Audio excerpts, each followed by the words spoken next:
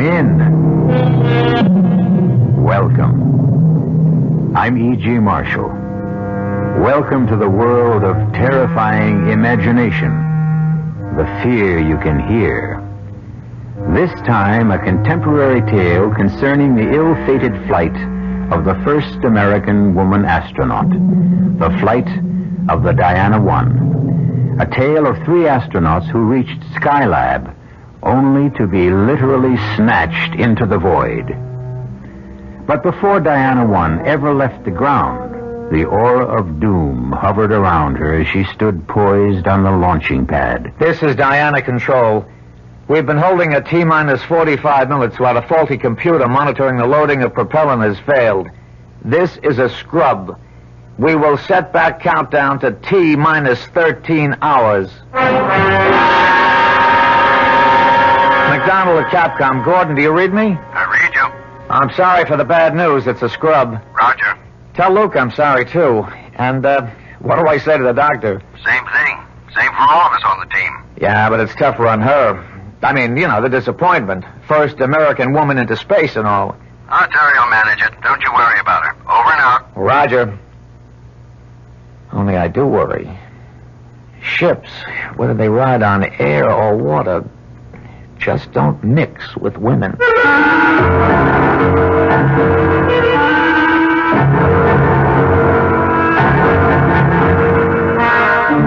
Our mystery drama, Out of Sight, was written especially for the Mystery Theater by Ian Martin and stars Julia Mead.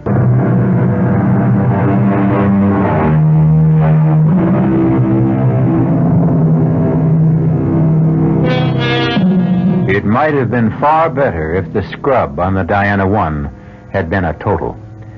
This was only another in the long series of delays that had plagued the spaceship and haunted not only the astronauts themselves, but the ground crew as well. Returning to the compound from the launching, the most concerned of all was the first of Our Lady astronauts. I don't mind admitting it, but I really feel like as bursting into tears. Who doesn't? Well, the difference is you're a man, and I'm a woman. No doubt of that. Although I must say I go for you a lot more as you are now than in the spacesuit. Down, boy. Back off, Marine. Hey, what are you getting so sore about, Navy? You got her. And I mean to keep her. Yes, sir, Captain. I mean, Commander. Hey, don't pass my digs. Are we all having dinner together? Yeah, sure thing, but I want to get me a shower and a shave first. We were up on that rocket so long, I practically grew a beard on my knees. Well, I'll see you later.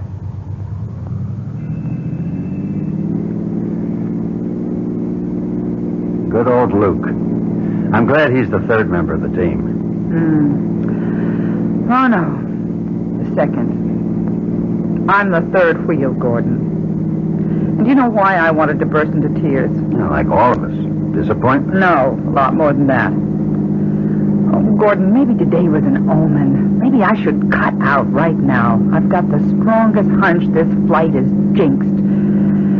And I'm the jinx.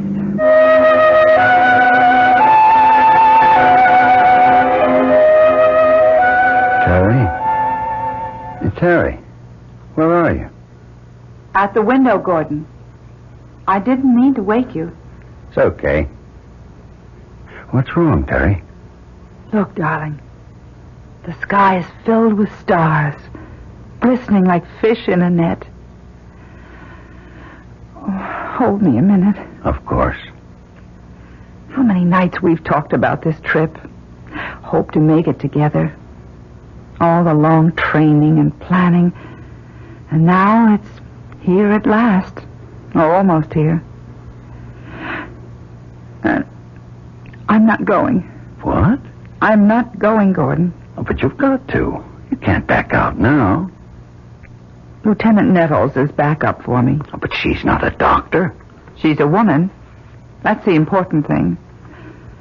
I wasn't picked for this trip primarily because I'm a doctor. But why would you cut out now? Because I'm scared. Oh, honey. Everybody gets buck fever. You know, I had it my first time. This is more than buck fever. Well, what is it then? It's not me I'm scared for. It's you and Luke. Why? Because I'm a jinx. No, you're not going to start in with the superstitions like Luke. It's more than just superstition. Oh, darling, I can't tell you, but I've been lying awake and getting the strongest ESP waves. You were dreaming. But I wasn't. I was wide awake. And for the love of Mike, don't do this to me. But it's you I'm thinking of, darling. I want you safe. And I honestly, for some reason, I can't explain why, I think if I go up there with you... Damn it, Terry, I never thought you'd do this to me. And I never thought the first woman astronaut would be such a flop. Oh, I'm so ashamed. You better answer that. Hello? Oh, yes, sir. Did you reach Luke Strong? Good. Yes, sir, we will. Within the hour. Oh, no, I can drive. Yes, sir, we'll go straight to the hospital unit. Thank you, sir. Good news for us, too. What is it? Weather forecaster for quick changing conditions that would ground us for 2 to 3 weeks unless we get off tomorrow. They've restarted the countdown, and it's go. We lift off in 7 hours. I've committed you, Terry. If you don't go, it's a total scrub. Are you with me? You know I'm always with you, for better or for worse. Not just as a wife. Ready, willing, and able, Skipper. Astronaut Teresa Weber reporting aboard.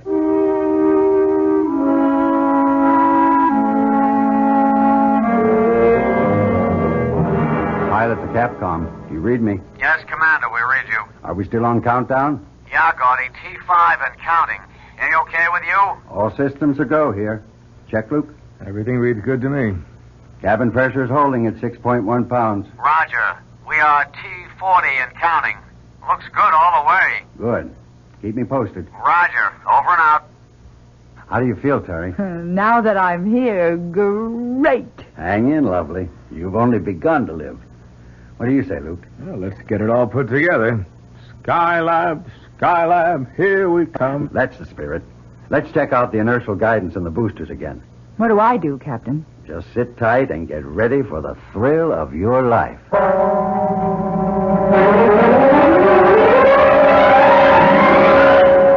This is Diana Control.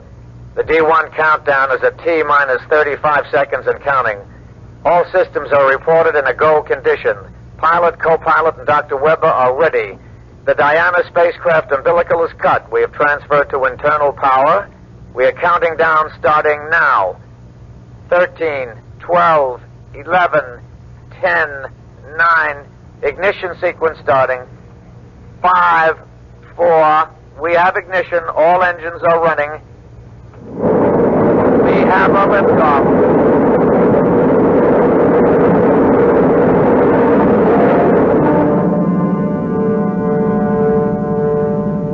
The clock is operating. We are underway. Roger. Read you loud and clear. We're smoothing out some now. Roger. Through Max Q. Through Max Q and smoothing out real fine. Sky looks very dark outside. Cabin pressure is holding at 6.1, okay. Coming up on 2 minutes. Roger. Reading you loud and clear. Pitch 25 degrees. Your flight path looks very good.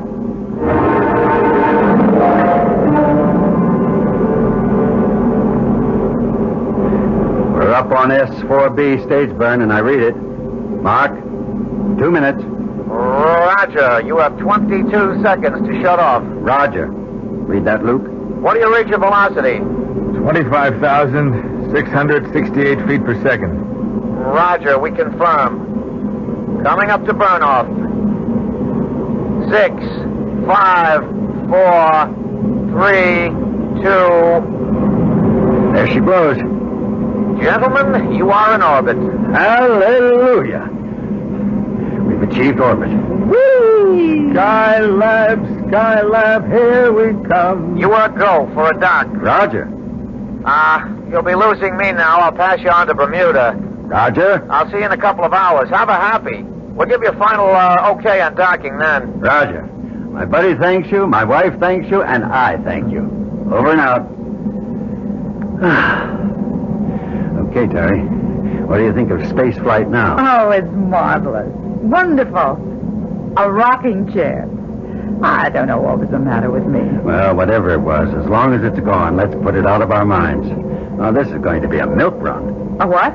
I'll tell you. A young man like me and a young woman like you wouldn't dig that talk. It's from World War II. But I read about it. A milk run was like when you flew out to bomb and came back and knew old Hitler didn't have any more planes to bother you, and you were just as safe as if you were taking a ride in your grandmother's electric automobile. A piece of cake. Yeah. But the best piece of cake we got riding with little old Diana is the middle astronaut here. Okay, Luke. Playtime's over.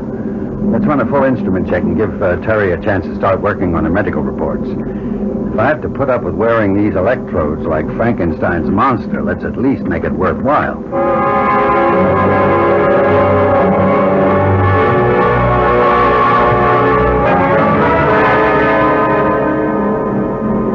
Can you boost your signal, Hawaii? Do you read me? Anything wrong, Gordon? No. We just passed out of range of Hawaii. We should be picking up on Houston and Mac any moment. It's always kind of scary, though, isn't it?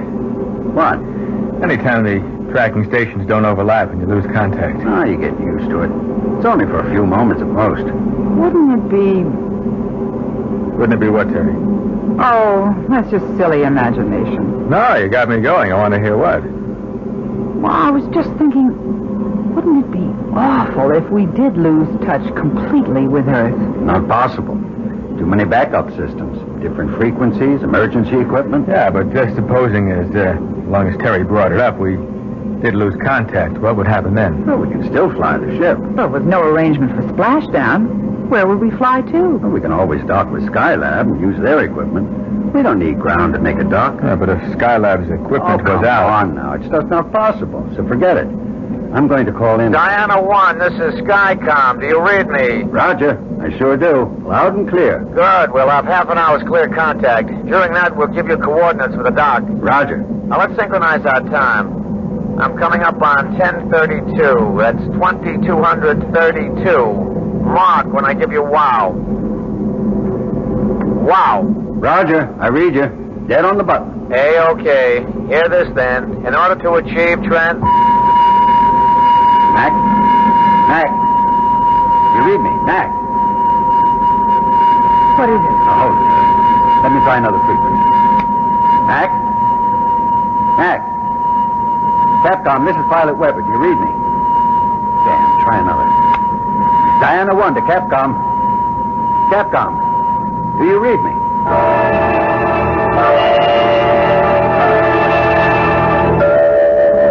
I can't raise a thing, Skipper. I've tracked over Bermuda, Africa. Everything's dead. Every frequency. I can't understand it. All other systems are go.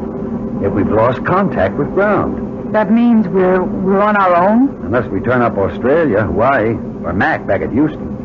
And if we don't? We head for Skylab. Is that so terrible? Certainly its radio must be working. And if it isn't? Now, that isn't anything I want to start thinking about right now. Maybe we better, because... Because what, Terry? You don't know, Luke, about my dream. For God's sake, this is no time for dreams. Hello? This is Diana 1 calling. That isn't going to do any good, Gordon. This is what I dreamed, that we'd lose contact. I remember that humming sound. You'll never get through it, even if we make Skylab. That would mean that... Thanks to me, the first woman, the Jinx, we're lost. We're lost in space.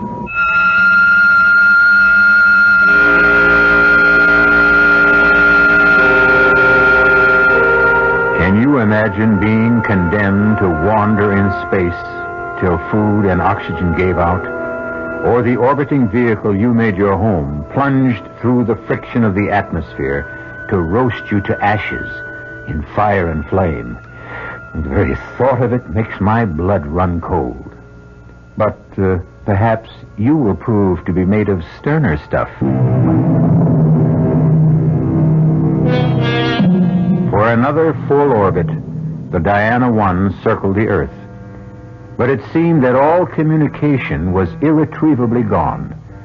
On all frequencies, on all tracking stations our astronauts tried to raise, They heard only that high, oscillating hum. No, we've got to face it. We're clear out of touch. There's only one thing left to do. Make the dock ourselves. Well, we've used up a critical amount of fuel attitudinizing ourselves to try to pick up Capcom signals. I know. Do we go for a dock this time around or wait till next orbit? Well, we've repositioned all the way around this time. We'll never be aligned more favorably. With a tweak burn, we ought to have precise apogee and gain on her enough to lock onto target with radar. How soon will we see the lab? 25 to 20 miles we ought to have clear. There she is. Ahead and just a little bit above us. She's right, Gordy. Okay, we'll intercept. We're on our own. We're going to have to chase for a while, but we're locked on by radar and fitting.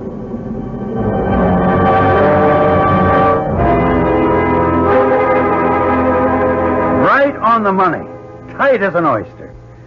No thanks to me. What do you mean, Gordon? What is it, Skip? I don't know. You remember how we began to roll and swing over the Pacific? I thought you were maneuvering for the lock. I was trying to, but the ship just seemed to take over.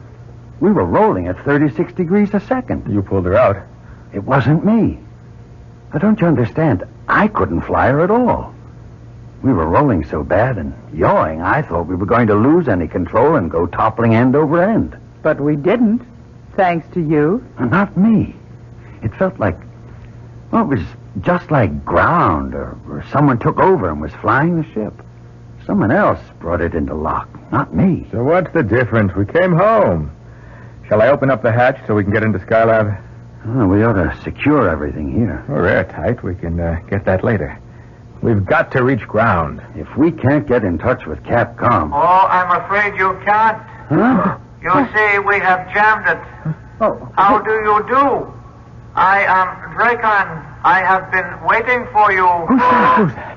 I have said Dracon is my name. Before I ask the other questions, where are you?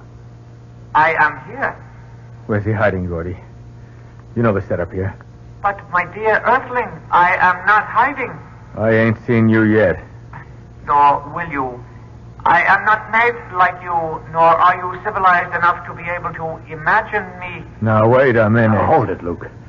Mr. Dracon, if I have your name right. The title is meaningless for me, and even the name is only an approximation in translation to your tongue.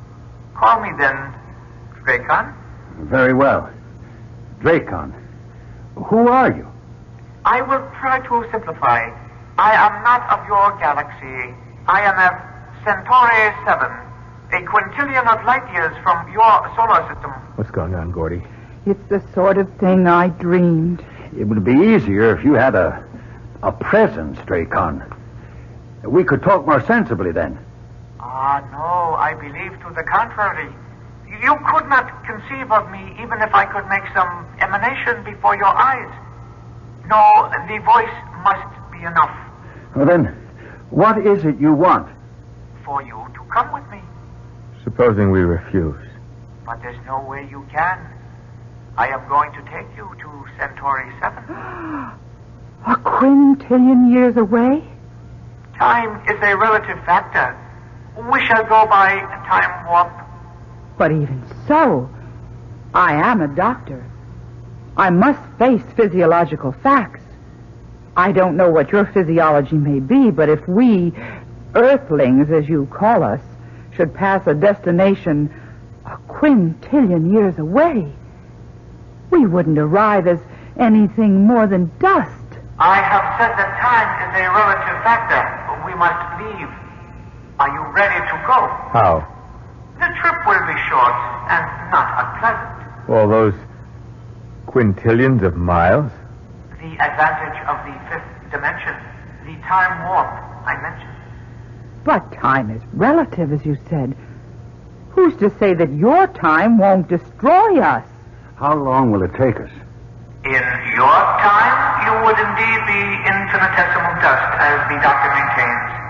In our time, a millimeter of a second, of which we have wasted quite enough. Shall we go? Here are your quarters. We have tried to construct them in appearance and solidity as those places you live on Earth. There are 2 bedrooms, one for the spouses and one for the drone. There will be food. You are welcome. We wish you to live as you live on your planet. For how long? We must control that. You are free to do as you will in these areas. 2 bedrooms, 2 baths, living room, dining area, fully equipped kitchen. That's upper class New York, maybe $600-700 a month. Furnished up to $1,000. No, except for one thing.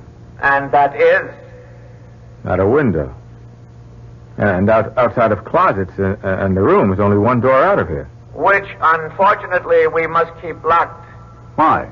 We have our own security. I think occasionally you Earthlings must have caught a glimpse of our machines. We have been observing you for some time. Why? For reasons of our own. Our saucers have even landed on occasions, too, as you do in your flights to the moon, for example, to pick up informative material. We have even considered gathering some of you before this, but in the areas we landed, we did not consider the specimens quite satisfactory. We do very much consider you excellent representatives of your primitive culture. We have selected you as, what is a word you use? Guinea pigs. You mean we're going to be locked up here like in a laboratory cage? Yes, so we can study you. Now I leave you to get adapted to your new surroundings.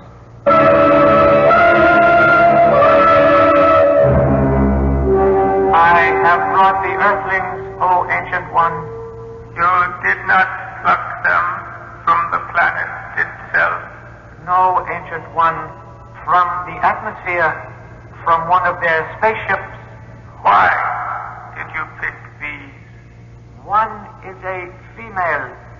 Our first opportunity to gather such a specimen without alerting the Earthlings. So be it. What is your wish now, Raycon? Permission to start the test. As you wish.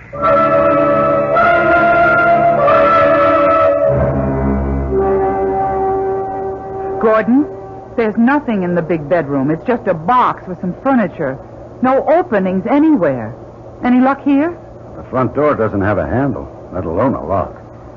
The only openings are that vent up there and one on the floor on the opposite side. Air vents, obviously. Otherwise, we wouldn't be able to breathe. You find anything, Luke? You think it's okay to talk? No, but we might as well. I'm sure we're bugged and they hear everything we say. What did you find? Nothing. You? Neither of us. Except 2 air vents in this room. If there was some way to... You hear a kind of hiss? Yes. And... Oh, it's getting stifling in here. They've turned on some kind of heat. Damn. What are they trying to do? I've got to get this suit off. I'm sorry, Terry. It's okay, Luke. Just forget I'm a woman. That'll be a day for the old prowler. Now, but let's strip down. Come on. Nobody needs to have any hang-ups. I can tell you, as a doctor, we can stay in our thermals. It's safer if they try to roast us alive. Where's that ever-loving heat coming from? Probably the vent at floor level. Yes. Hey, come on. Let's all stuff our suits against it. Maybe we can keep it out. Good thinking, Charlie Brown. Man, I tell you, this is no way to go. You rotten sons of guns. Come on. Fight fair and give us a chance. Stop it, Luke. I don't mind dying. But I want a chance to fight back. Luke, it isn't doing any good.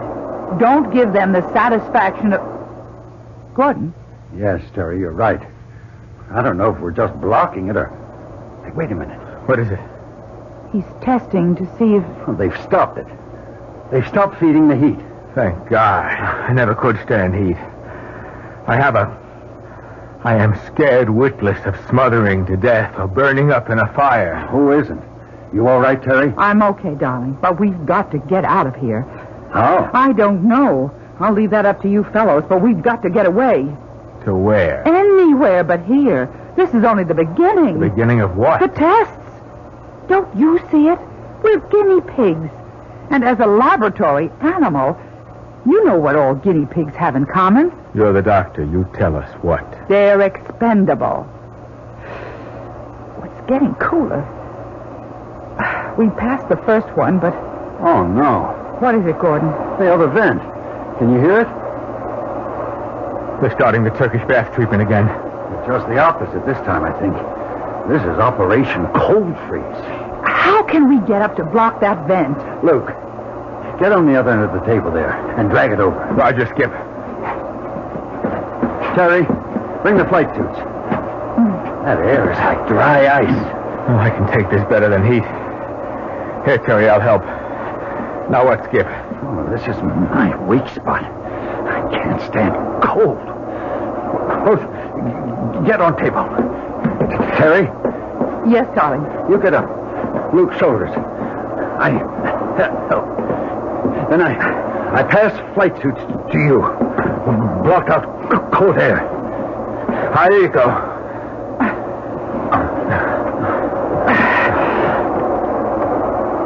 I'm okay. Hand me the suits. I'm braced against the wall. Okay, Gordy. It's all right. No need. They've shut off the freeze. Here are the suits. I got him. Come on down, baby. Well, you're something to have around. You imagine old Gordy or me getting on each other's shoulders?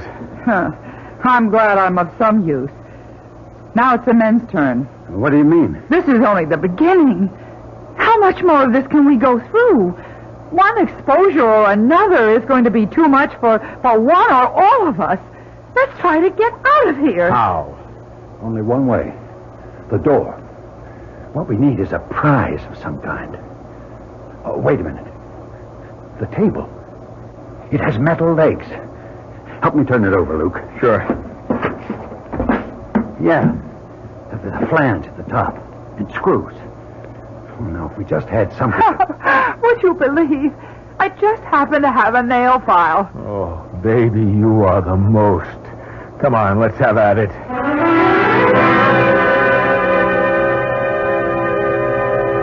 Have we got the flange far enough in between the jamb and the door this time? This looks like it. Ready? If we do get the door open, then what, darling? Well, first, let's get it open. Then we'll know. You ready, Luke? Roger. You too, Terry. Give us all the weight you can. I'm ready. Then all together. Set? On the count of 3.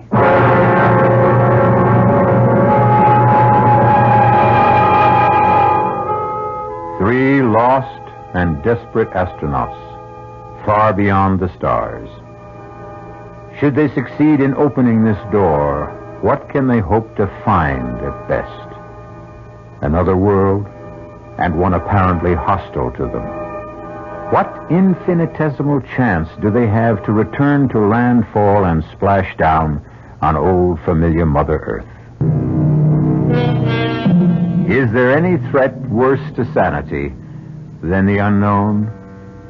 And yet, faced with the prospect of death by any factor of the known, which of us would not gamble and reach for the unknown as an alternative? Our 3 lost astronauts are no different as they struggle to open a door on what? What kind of a world lies beyond it? She's open! But... Nothing. Well, there's nothing. Nothing outside, but... What? It may look like nothing, but it's solid. It might just as well be a wall. For you, it is. For us on Centauri 7, it is our world, but not yours. Are you now satisfied? But what do you intend to do with us? We must finish our tests before we tell you that. Now you are weary. First, you must rest.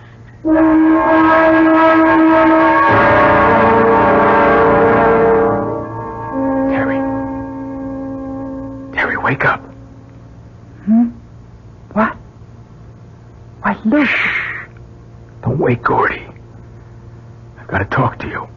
What on earth? Please. Come into my room. Okay. Just a second till I find my shoes. Come on. I'm coming. What is it? I've got to talk to you.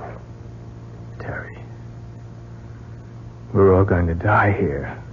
We don't know that. Well, I do. And there's something I want before I do.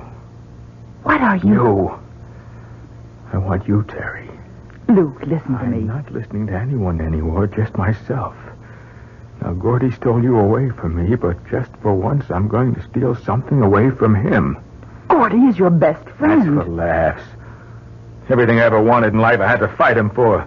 First space flight, the commandership of this one U, he always won. Keep away from me. Not this time, not this once. You can't. I won't.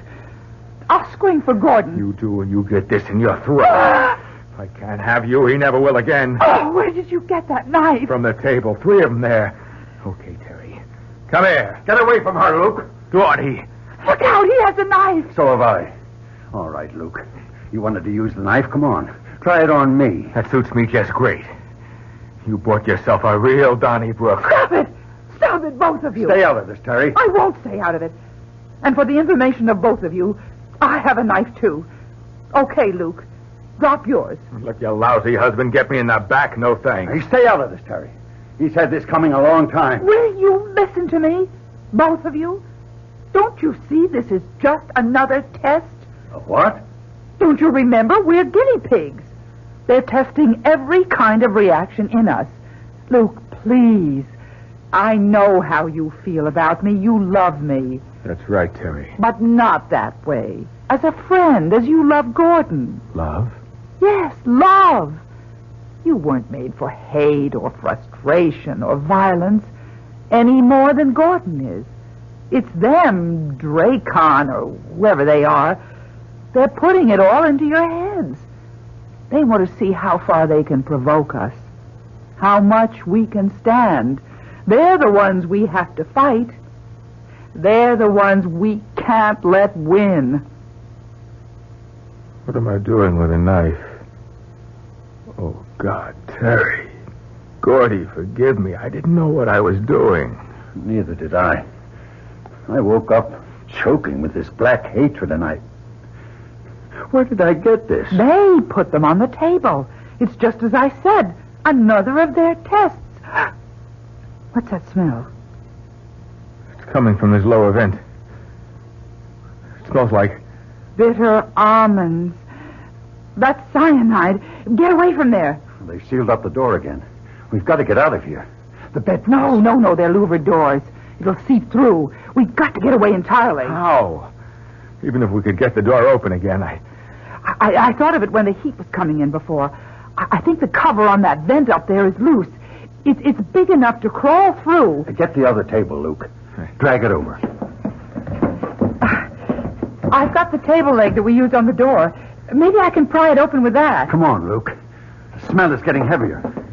I'm with you. Okay. Now give Terry a hand up. There you go. Now open my shoulders. I got the table leg. All right. Now give it to her. Then support her while she levers it. Okay, Terry? Yes, I think I can. It's quite loose. I'm sure I can. Look out! Can you scramble in there? If I can just... get your hands under her left foot, Luke. Roger. I'll get mine under the other. Now, lift. All right, Terry? Yes? There's a duct. I can't see where it goes. Is it big enough for all of us to get through? Yes, but how? You're smaller than I am, Luke. I'll give you a leg up, and Terry can lift from above. What about you? I'll get a chair, and you can haul me up from there. Come on. Let's not waste any time. That smell is getting stronger.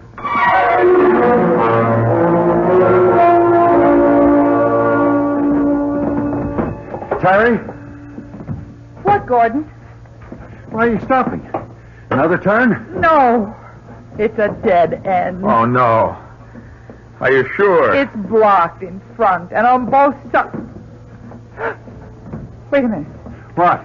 It's open above. Like a chimney. How wide is it? Just a moment. It's round. About maybe 3 feet in diameter. Any light? No, just as dark in here. It's no use. We'll have to go back. We can't go back. Not to that cyanide. Maybe they stopped pumping it in. What else can we do? We can try what mountain climbers do. What? Terry, Yes, Gordon. can you stand up where you are? Yes, I think Yes, I'm standing with my head in the chimney. All right. Now listen carefully. Remember when we climbed Old Baldy? Yes, 1,000,000 years ago. Now hang in, baby. Don't you flake out on it. I won't. You mean that guide that showed us how to chimney climb? Yes. Now turn towards me and put your back against the wall. Now, can you get your feet up there on the other side? Just about.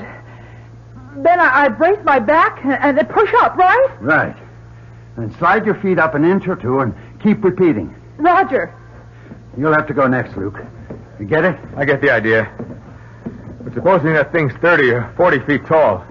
We go as far as we can, and we all fall and break our necks together.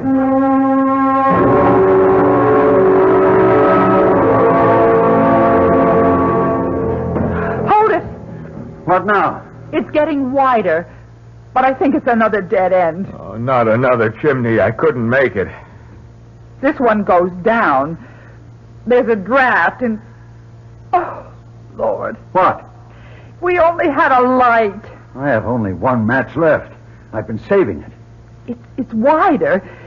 You think you could come up here? I'll try. Watch it, darling. You're right at the edge. Where do you suppose this could go? There's fresh air. Maybe outside. Let's see. Maybe we've gotten a break at last. It's only about a 30-degree pitch. Ah! Well, there goes the match. But where goes the tunnel? I'll let you know any moment. If anything happens to me, you and Luke can try going back. Oh, no, sir. Anyone tries the roller coaster, old Luke gets to go first. No, Luke. Here I go. Feet first. Too bad I forgot my parachute.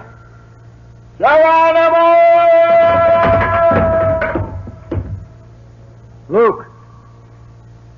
Luke, are you all right? I didn't break anything. Should we come ahead? Might as well. But you sure ain't gonna like it when you get here.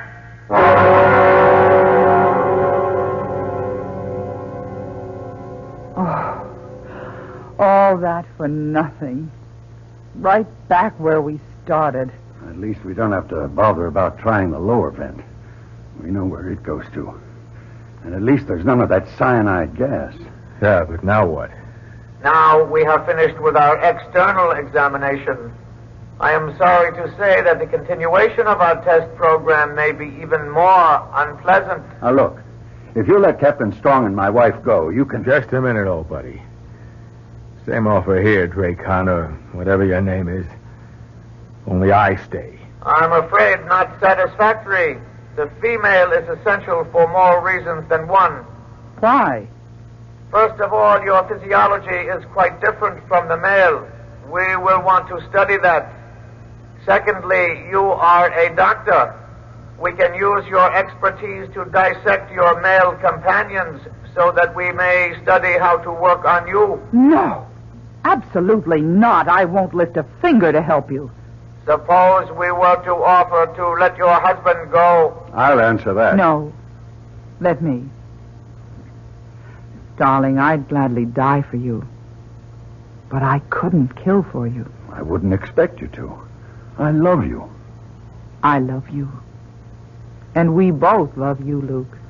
One for all, and all for one. I guess we bought it for good this time. But wherever we go, we stick together. Very well, Earthlings. I will give you your wish. You'll have to execute a turnaround. Hey, Diana 1, do you read me?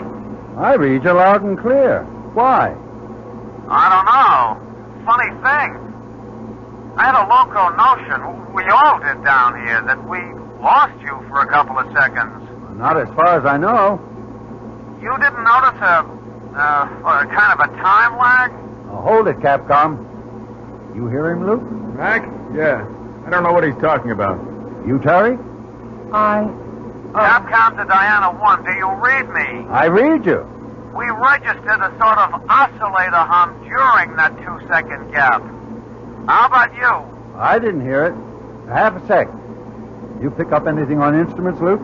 Or hear a sort of oscillator hum? I did. Just like in my dream. Or I think I did.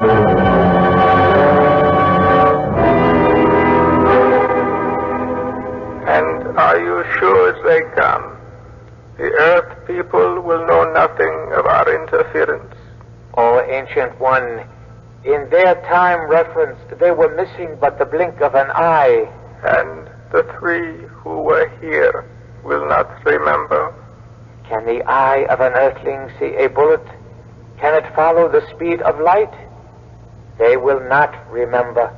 As to the planet itself, what is your recommendation? Observing them close at hand, particularly the female one, I have seen a capability for self-sacrifice and love. There is some hope for them, then. We might allow them another millennium to better themselves. So be it. We will allow the Earthlings one final chance.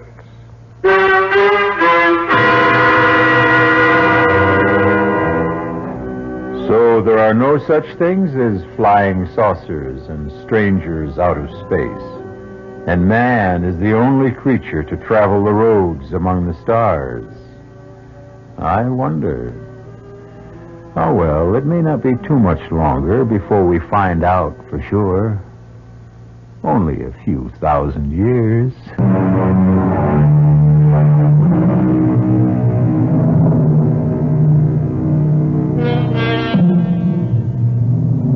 1,000 years.